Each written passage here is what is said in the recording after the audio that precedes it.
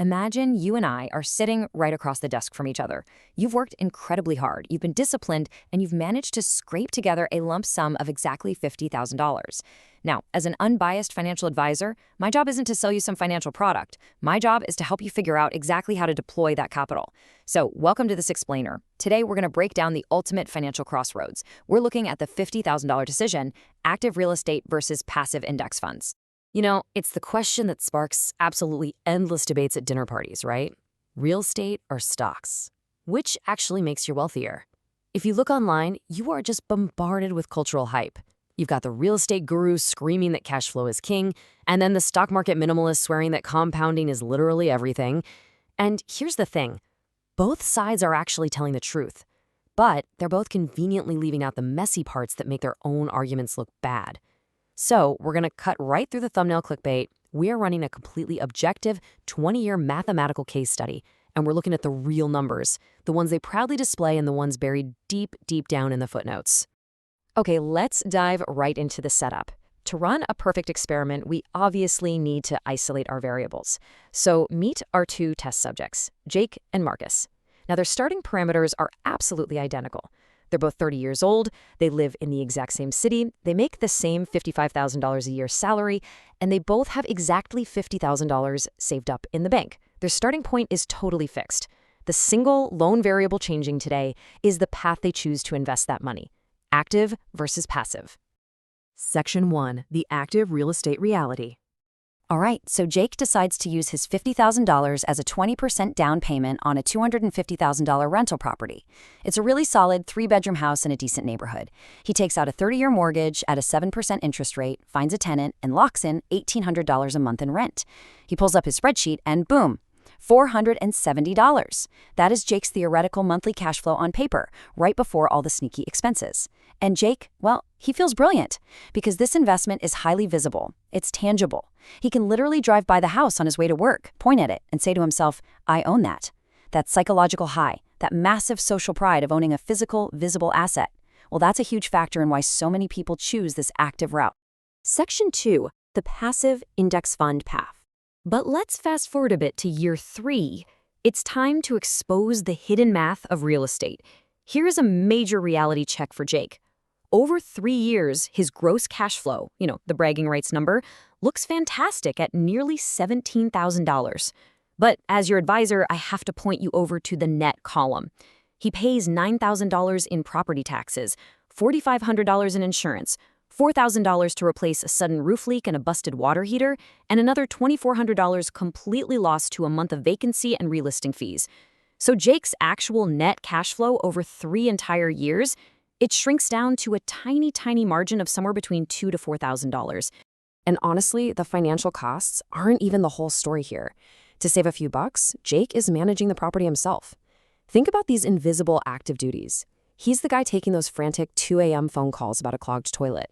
He's giving up his sunny Saturdays for property showings. He's trying to coordinate HVAC repairs while scarfing down a sandwich on his lunch break at his day job. Let's be real.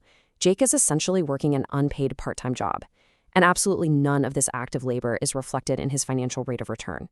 He's trading massive amounts of his personal time just to keep this asset afloat. Now let's contrast all that active stress with Marcus's completely opposite approach.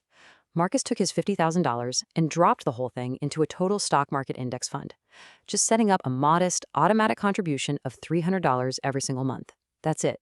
There are no tenants, no keys. There's absolutely no cool story to tell at dinner parties. His reality is totally abstract and honestly pretty boring. But hey, boring is actually a very positive trade here.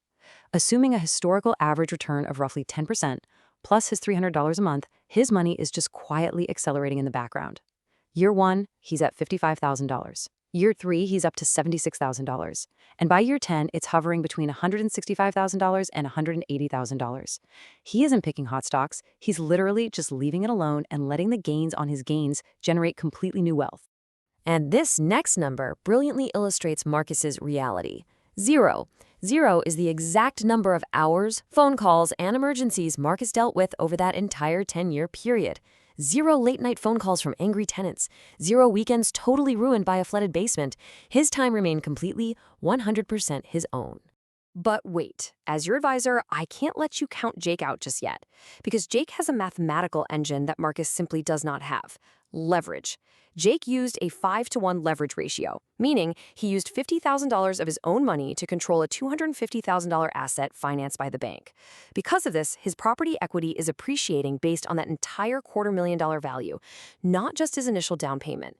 This right here is real estate's single biggest structural advantage, and it is exactly why Jake's wealth is still growing rapidly despite all those massive expenses and the grueling time commitment.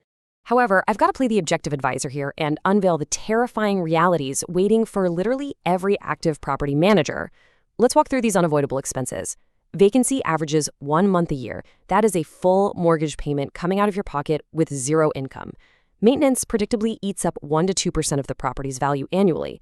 And capital expenditures, those aren't ifs, they're whens. They are guaranteed future costs that hit you in massive chunks. Think $5,000 to $15,000 for a new roof or a furnace. If you aren't saving for these, you aren't actually investing. You're just relying on dumb luck. Oh, and heaven forbid you get a bad tenant, which can tragically erase an entire year of profit through lost rent and massive legal fees. Now, to ensure we have symmetrical vulnerability here, we have to expose the brutal reality of Marcus's passive path, too. -37%. That was the gut-wrenching drop of the total stock market back in 2008. Or hey, think about March 2020, when it dropped 34% in a single month. Imagine Marcus logging in and watching his portfolio freefall from $150,000 down to $95,000 in just 4 weeks. Do you have the stomach to not hit that sell button? The emotional toll is severe, and the risk of panic selling right at the absolute bottom is incredibly high for the average investor.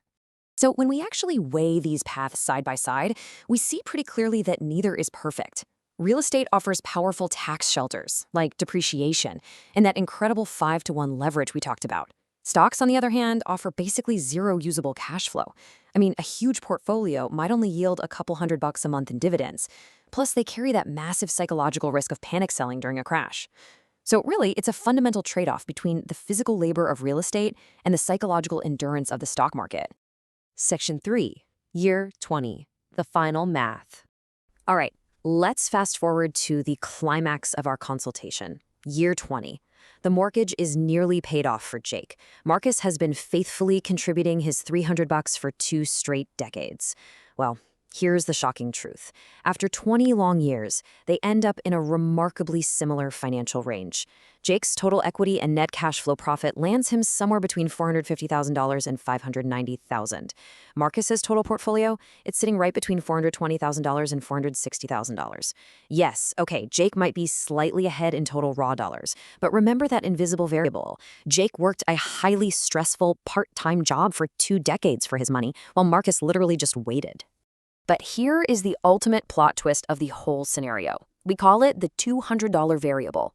If Marcus had simply increased his automatic contribution from $300 to $500 a month, just a $200 bump, his 20-year portfolio jumps to up to $600,000.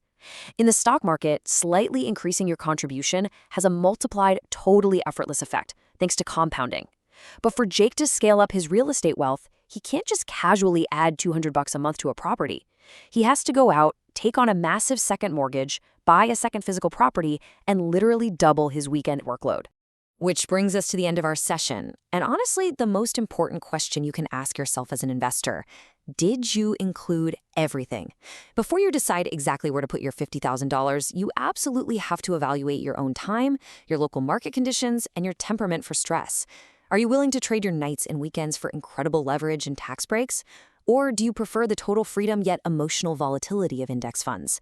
In the end, you aren't just choosing a financial asset class, you are choosing a lifestyle. So look at your $50,000 and ask yourself, what kind of life are you buying? I'll see you in our next explainer.